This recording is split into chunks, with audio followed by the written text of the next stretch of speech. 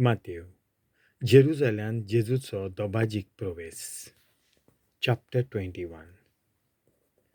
जेरुजल्या लागीं येतोच जैतुनाच्या दोंगरा सोशी बेतफागे पावल्या उपरांत जेजून दोगां शिसांक अशें सांगून धाडलें, तुमच्या फुड्यांत आसा त्या ग्रामांत वचात.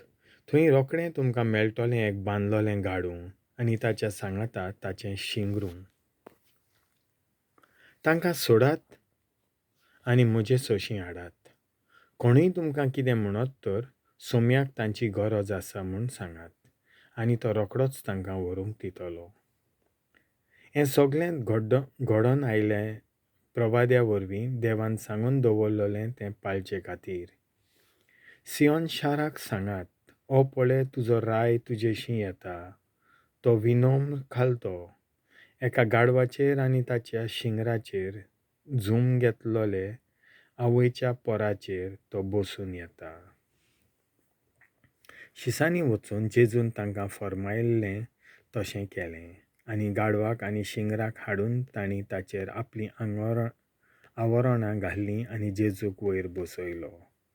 खूब लोकांन आपलीं आवरणां वाटेर पाटलायलीं.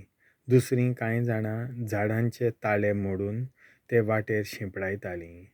फुडल्यान आनी फाटल्यान वेतालो तो लोक बोब मारून म्हणटालो, दाविदाच्या पुताक झोय, सर्वेस्पराच्या नांवान येता ताका झोय, भोव वत्या देवाक झोय झोय. आनी जेरुजल्यांत प्रवेश करतोच हो कोण काय म्हणून आख्खें शार चलबोल्लें. लोक जबाब दिवन म्हणटालो, हो जेजू गालिलियांतल्या नाजारेताचो प्रवादी. जेजू देव मंदिरांत भितर सरता. मागीर जेजू देव मंदिरांत भितर सरलो आनी मंदिरांत विकतल्या आनी घेतलोल्या सगल्यांक भायर घालूंक लागलो. सावकारांचीं मेजां आनी पारवे विकतल्यांचीं आसनां ताणें उमटून उडयलीं. ताणें म्हणलें, म्हजें घर मागण्याचें घर अशें पवित्र पुस्तकार बरयल्लें आसा, पूण ताची तुमी चोरांची धल केल्या. कुड्डीं आनी थोंटीं ताचे सोशीं देव मंदिरांत आयलीं आनी ताणें तांकां बरीं केलीं. ताणें केल्लीं अजापां पळोवन आनी तशेंच दाविदाच्या पुताक झोय अशें म्हणून भुरगीं मंदिरांत आरडटालीं तें पळोवन मुखेल याजनीक आनी धर्मशास्त्री जबर चिडले. आनी तांणी ताका विचारलें, ही कितें म्हणटात तें तुवें आयकलां न्हू? जेजून असो जबाब दिलो, हय, भुरग्यांच्या आनी दूद पियेतल्यांच्या तोंडांतलीं वाखाणणीं तुवें जोडल्याय, अशें तुमी केन्नाच वाचूंक ना बी. आनी तांकां सांडून शारा भायर सरून तो बेतनायेक गेलो आनी थंय वस्तेक रावलो. जेजू आंजेराच्या झाडाक शिरापता.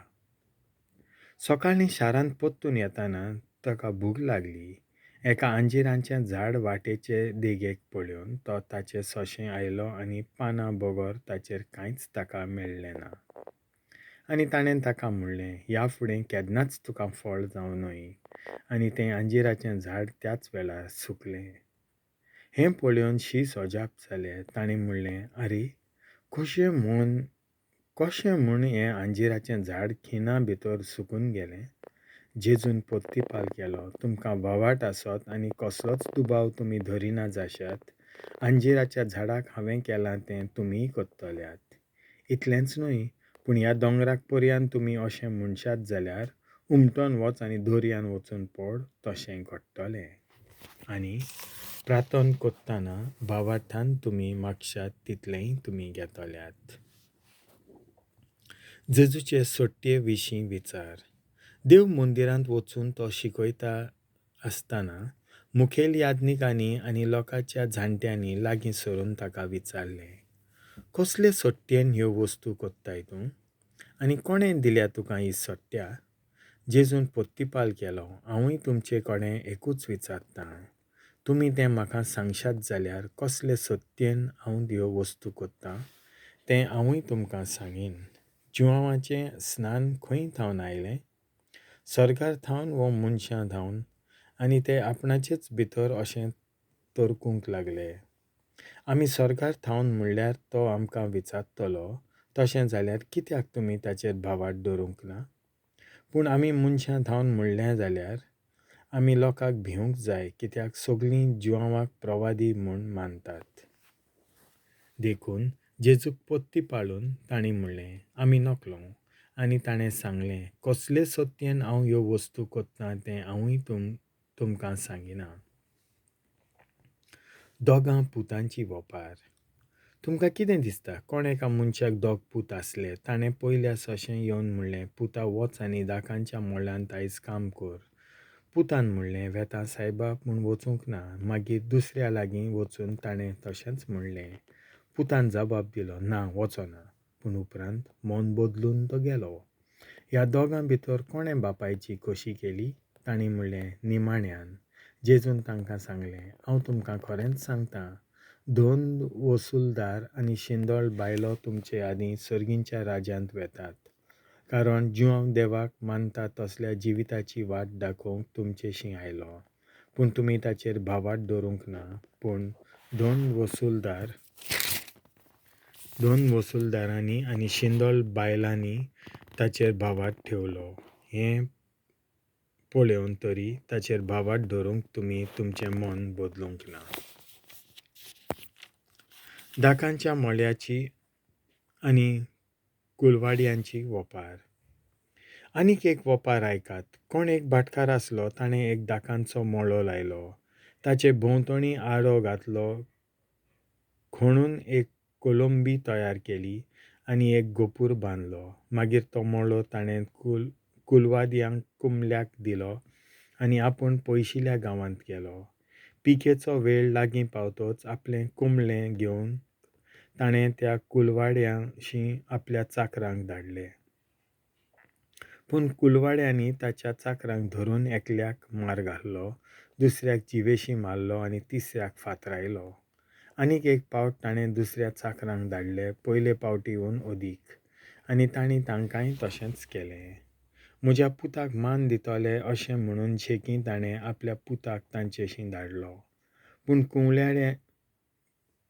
कुलवाड्यांनी पुताक पळोवन आपणा भितर म्हणलें, हो ताचो दायजी, येता हाका जिवेशी मारुया आनी ताचें दायज आमचें जातलें. आनी तांणी ताका धरून मोळ्या भायर व्हेलो आनी जिवेशी मारलो. आतां मोळ्याचो धनी येता तेन्ना त्या कुलवाड्यांक तो कितें कोत्तलो? तांणी जाप दिली, त्या नश्ट्यांचो व्हड बसून कोत्तलो आनी दुसऱ्या कुलवाड्यांक आपणाक योग्य काळार फळ दितात तसल्यांक आपलो मोळो कुमल्याक दितलो. जेजून म्हणलें, पवित्र पुस्तकार अशें बरयल्लें आसा, जो फातर बांदप्यांनी सोडून दिल्लो तोच जालो कोणशाय संदीचो फातर.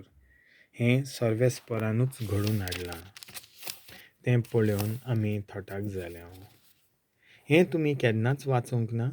म्हणटच आपलें राज देव तुमचे कडलें काडून घेतलो आनी ताचीं फळां दितात तसल्या विदेश्यांक दितलो. ताच्यो वोपारी आयकल्या उपरांत मुखेल याजनीक आनी फारिजेव आपणा विशीं तो उलयता म्हूण समजले आनी ताका ते धरूंक सोदताले, पूण लोकांक भियेले, कित्याक प्रवादी म्हूण लोक ताका मानतालो. देवाचें उतर.